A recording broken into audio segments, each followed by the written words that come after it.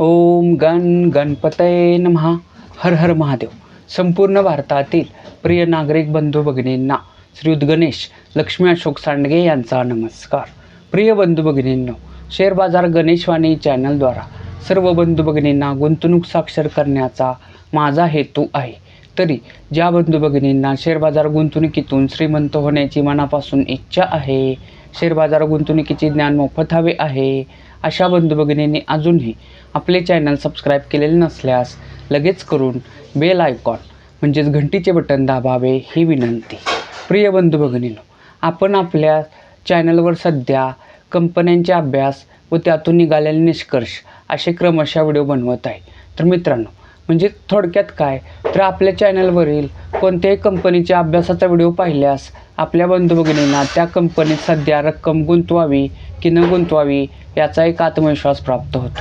तर मित्रांनो, आज आपण IRFC म्हणजेच इंडियन रेल फायनान्स कॉर्पोरेशन ह्या कंपनीच्या अभ्यासाचे 6 मुद्दे पाहून ही कंपनी सध्या गुंतवणुकीसाठी योग्य, अयोग्य की उत्तम असा निष्कर्ष काढणार आहोत. मित्रांनो, तर संपूर्ण व्हिडिओ पहा किंवा ऐका ही विनंती.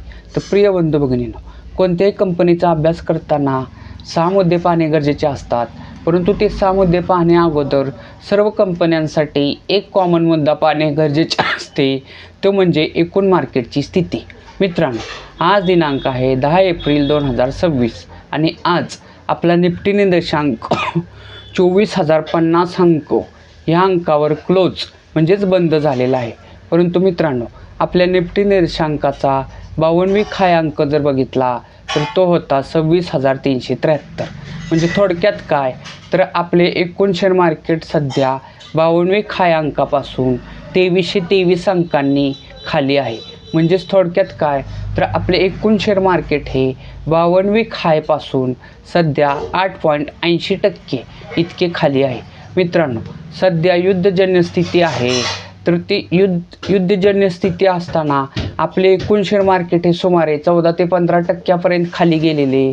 ते आत्ता दोन आठवड्यासाठी युद्धबंदी करार झाल्यामुळे आपले मार्केट थोडे कवर झाले आणि ते आत्ता सध्या 8.80% इतकेच खाली आहे. 52वी हाय अंकापासून फक्त 8.80% इतकेच खाली आहे. परंतु मित्रांनो, युद्ध अजून पूर्ण संपलेलं नाही, तरी मार्केट खाली येण्याचे काही चान्सेस असू शकतात. तर असो मित्रांनो, जेव्हा जेव्हा मार्केट खाली जाईल तेव्हा तेव्हा उत्तम कंपन्यांचे शेअर्स हे टप्प्याटप्प्याने गुंतवणूक करण्यास सध्या हरकत नाही. तर मित्रांनो, आता आपण IRFC या कंपनीच्या अभ्यासाचे 6 मुद्दे पाहू. मित्रांनो, कोणत्याही कंपनीचा अभ्यास करताना सर्वात पहिला मुद्दा पाहणे गरजेचे असते, तो म्हणजे त्या कंपनीचे नाव व सेक्टर. तर आज आपण ज्या कंपनीचा अभ्यास करणार आहे त्या कंपनीचे नाव आहे IRFC आणि IRFC ही कंपनी मित्रांनो फायनान्स सेक्टरमधील NBFC ह्या श्रेणीतील आहे. मित्रांनो, IRFC ह्या कंपनीसारखेच काम करणाऱ्या इतर स्पर्धक कंपन्या जर बघितल्या तर त्या आहेत Bajaj finance, Shriram finance, Muthoot finance, Tata capital, Chola invest, Bajaj holding, L&T finance, Sundaram finance. तर मित्रांनो, IRFC या कंपनीसारखेच काम करणाऱ्या ह्या स्पर्धक कंपन्या आहेत. तशाच अजूनही भरपूर स्पर्धक कंपन्या आहेत. यापैकी कोणत्या कंपनीच्या अभ्यासाचा व्हिडिओ हवा असेल किंवा आपल्या एकूण शेअर मार्केटमधील कोणत्याही कंपनीच्या अभ्यासाचा व्हिडिओ हवा असेल तर त्या कंपनीचे नाव कमेंट करा, मी त्या कंपनीच्या अभ्यासाचा सुद्धा व्हिडिओ बनवेन. मित्रांनो, दुसरा मुद्दा काय, तर या कंपनीचा करंट व्हॅल्यू पाहणे म्हणजेच चालू किंमत. मित्रांनो, आज दिनांक आहे 10 एप्रिल 2026 आणि आज IRFC ह्या कंपनीचा एक शेअर 100 रुपये ह्या किमतीला क्लोज म्हणजेच बंद झालेला आहे. मित्रांनो, मुद्दा क्रमांक 3 काय पाहणे गरजेचे असते, तर तो म्हणजे त्या कंपनीच्या शेअरची 52वी हाय व 52वी लो किंमत. मित्रांनो, 52वी हाय 52वी लो म्हणजे काय, तर त्या कंपनीचा जो शेअर बाजारात शेअर्स आहे तर त्या शेअरची 52वी म्हणजे सुमारे 13 महिन्यात जास्तीत जास्त किती किंमत झालेली तो असतो 52वी हाय, व 13 महिन्यात कमीत कमी किती किंमत झालेली तो असतो 52वी लो. तर मित्रांनो, IRFC ह्या कंपनीच्या शेअरची 52वी हाय किंमत होती 148 रुपये व 52वी लो किंमत होती 87 रुपये आणि आत्ता तो करंट व्हॅल्यूला 100 रुपयाला मिळत आहे. मित्रांनो, किमतीच्या बाबतीत असेच 2 वर्ष मागे गेल्यास ह्या कंपनीचा एक शेअर्स 147 रुपयाला मिळत होता आणि किमतीच्या बाबतीत असेच 5 वर्ष मागे गेल्यास ह्या कंपनीचा एक शेअर्स 5 वर्षातील कमीत कमी किंमत म्हणजे फक्त 20 रुपयाला मिळत होता. आणि मित्रांनो, आपण इतर कंपन्यांच्या बाबतीत जशी 2 वर्ष, 5 वर्ष, 10 वर्ष, 20 वर्ष मागं जातो तसं IRFC ह्या कंपनीच्या बाबतीत आपण जाऊ शकत नाही. कारण की ही कंपनी मित्रांनो 29 जानेवारी 2021 साली आपल्या शेअर बाजारात लिस्ट झालेली आहे. तर 5 वर्षातील कमीत कमी किंमत पाहिली तर ती होती 20 रुपये. मित्रांनो, मुद्दा क्रमांक 4. मुद्दा क्रमांक 4 काय तर मार्केट कॅपिटल. मित्रांनो, मार्केट कॅपिटल म्हणजे काय तर बाजार भांडवल. मित्रांनो, बाजार भांडवल म्हणजे काय तर त्या कंपनीच्या शेअर जे बाजारात आहेत ते सर्वच्या सर्व शेअर्स आत्ता करंट व्हॅल्यूला जर विकले तर ती किंमत किती होईल, तिला त्या कंपनीचे मार्केट कॅपिटल म्हणजेच बाजार भांडवल असे म्हणतात. तर मित्रांनो, IRFC ह्या कंपनीचे आजचे मार्केट कॅपिटल आहे 1,31,024 करोड रुपये. आणि मित्रांनो, मार्केट कॅपिटलनुसार ही कंपनी आपल्या संपूर्ण शेअर बाजारातील सुमारे 56 नंबरची कंपनी आहे. मित्रांनो, मुद्दा क्रमांक 5. मुद्दा क्रमांक 5 काय पाहणे गरजेचे असते तर तो म्हणजे त्या कंपनीला मागील 5 वर्षात नफा झाला आहे की तोटा झाला आहे व तो किती झाला आहे हे पाहणे. तर IRFC ह्या कंपनीचं मागील 5 वर्षाचं नफा तोटा पत्रक पाहिलं तर त्यामध्ये ह्या कंपनीला 2021 साली 4416 करोड रुपयाचा नेट प्रॉफिट झालेला, 2022 साली 6089 करोड रुपयाचा नेट प्रॉफिट झालेला आहे, 2023 साली 6337 करोड रुपयाचा नेट प्रॉफिट झालेला आहे, 2024 साली 6412 करोड रुपयाचा नेट प्रॉफिट झालेला आहे आणि 2025 साली 6502 करोड रुपयाचा नेट प्रॉफिट म्हणजेच निव्वळ नफा झालेला आहे. मित्रांनो, कोणत्याही कंपनीचा अभ्यास करताना 6वा मुद्दा पाहणे गरजेचे असते तो म्हणजे त्या कंपनीचं शेअर होल्डिंग पॅटर्न.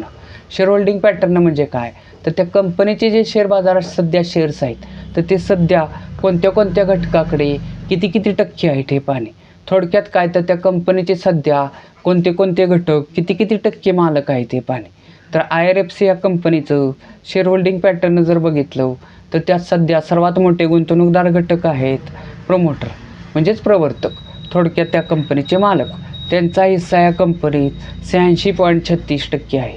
पुढचे मोठे गुंतवणूकदार घटक आहेत DII म्हणजे डोमेस्टिक इन्स्टिट्यूशनल इन्व्हेस्टर, जस घरेलू गुंतवणूकदार संस्था. यामध्ये आपल्या मोठमोठ्या भारतीय बँका, इन्शुरन्स संस्था, म्युच्युअल फंड संस्था यांचा सहभाग असतो आणि त्यांचा हिस्सा या कंपनीत 1.5% आहे, 1.55% आहे. तर मित्रांनो, आत्ताच आपण IRFC ह्या कंपनीच्या अभ्यासाचे 6 मुद्दे पाहिले. तर ह्या 6 मुद्द्यांवरून निष्कर्ष काय निघतो? निष्कर्ष क्रमांक 1. मित्रांनो, IRFC ह्या कंपनीला 2021 साली 4416 करोड रुपयाचा नेट प्रॉफिट झालेला. तोच नेट प्रॉफिट दरवर्षी बऱ्यापैकी वाढत 2025 साली 6502 करोड रुपये झालेला आहे. म्हणजे या कंपनीच्या नेट प्रॉफिटमध्ये सतत भरघोस अशी वाढ झालेली आहे. त्यामुळे ह्या कंपनीचा एक शेअर्स जो 2 वर्षापूर्वी 147 रुपयाला मिळत होता तो 52वी हायवर 148 रुपयाला गेलेला. 5 वर्षापूर्वी ह्या कंपनीचा एक शेअर्स फक्त 20 रुपयाला मिळत होता. तोच IRFC या कंपनीचा एक शेअर्स आत्ता करंट व्हॅल्यूला 100 रुपयाला मिळत आहे. म्हणजे थोडक्यात काय तर ह्या कंपनीत ओव्हरऑल जर बघितलं तर 2 वर्षापूर्वी गुंतवलेले 147 रुपये, 5 वर्षापूर्वी ह्या दिवसात गुंतवलेले 20 रुपये आत्ता करंट व्हॅल्यूला 100 रुपये झालेले आहेत. म्हणजेच ह्या कंपनीनं 5 वर्षात सुमारे 5 पट एवढा रिटर्न्स दिलेला आहे. म्हणजे थोडक्यात काय तर ह्या कंपनीत 5 वर्षापूर्वी 1 लाख रुपये गुंतवले असते तर त्याचे आत्ता 5 पट म्हणजेच 5 लाख रुपये झालेले आहेत. आणि मित्रांनो, आपण शेअर बाजार अभ्यासक्रमात पाहिले की शेअर खरेदी केल्यानंतर आपण त्या कंपनीचा मालक होतो तर त्या शेअरच्या किमतीतील बदल हा एवढाच नफा नसतो. तर त्यातून शेअर खरेदी केल्यामुळे डिव्हिडंड, बोनस, राईट हे सुद्धा फायदे होत असतात. तर डिव्हिडंडच्या बाबतीत जर ह्या कंपनीचा विचार केला तर ह्या कंपनीनं दरवर्षी बऱ्यापैकी डिव्हिडंड म्हणजेच लाभांश दिलेला आहे. 2026 साली या कंपनीनं पर शेअर ₹1.05 एवढा डिव्हिडंड म्हणजेच लाभांश दिलेला आहे. मित्रांनो, निष्कर्ष क्रमांक 2 काय निघतो की जी कंपनी शेअर होल्डिंग पॅटर्ननुसार गुंतवणुकीसाठी उत्तम असते त्यात प्रमोटर होल्डिंग हे 50% किंवा त्याच्यापेक्षा अधिक असते, परंतु ते ह्या कंपनी ते 86.36% म्हणजे अतिशय उत्तम आहे. पण मित्रांनो, सेबीच्या नियमानुसार कोणत्याही कंपनीत प्रमोटर होल्डिंग हे 75% अधिक असू नये.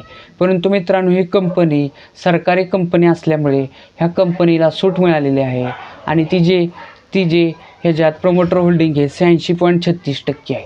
मित्रांनो, प्रमोटर होल्डिंग जास्त असल्यामुळे त्या कंपनीचा शेअर स्टेबल राहतो, हा एक फायदा असतो. परंतु दुसरा एक तोटा असतो, तो म्हणजे त्या कंपनीच्या ट्रेडिंग व्हॉल्यूम खूप कमी असतो. कारण प्रमोटर होल्डिंग हे जास्त असल्यामुळे उरलेल्या शेअर्समध्ये ट्रेडिंग व्हॉल्यूम खूप कमी होत असतो. तर ही कंपनी मित्रांनो लाँग टर्मसाठी आत्ता योग्य उत्तम वाटत आहे, परंतु ट्रेडिंगसाठी ही कंपनी योग्य वाटत नाही. मित्रांनो, तर ह्या कंपनीच्या अभ्यासाचा व्हिडिओ तुम्हाला आवडला असेल तर जास्तीत जास्त लाईक, कमेंट, शेअर करा. तसेच आपल्या अपडेट्सना आपले चॅनल सबस्क्राईब करण्यास सांगा. तसेच ज्या बंधू भगिनींना शेअर बाजार म्हणजे काय हे माहीत आहे त्यांच्यासाठी आपल्या चॅनलवर बनवलेले कंपन्यांच्या अभ्यासाचे व्हिडिओ उत्तम कंपनी निवडण्यासाठी अतिशय मार्गदर्शक ठरत आहेत. परंतु ज्या बंधू भगिनींना शेअर बाजार म्हणजे काय हेच माहीत नाही त्यांच्यासाठी आपण शेअर बाजार अभ्यासक्रम नवीन सदर चालू केलेले आहे. तर ज्यांना बेसिक माहिती हवी त्यांनी आपल्या चॅनलवरील प्लेलिस्टमध्ये जाऊन शेअर बाजार अभ्यासक्रम हे 16चे 16 व्हिडिओ क्रमशः पहा ही विनंती. भारत माता की जय.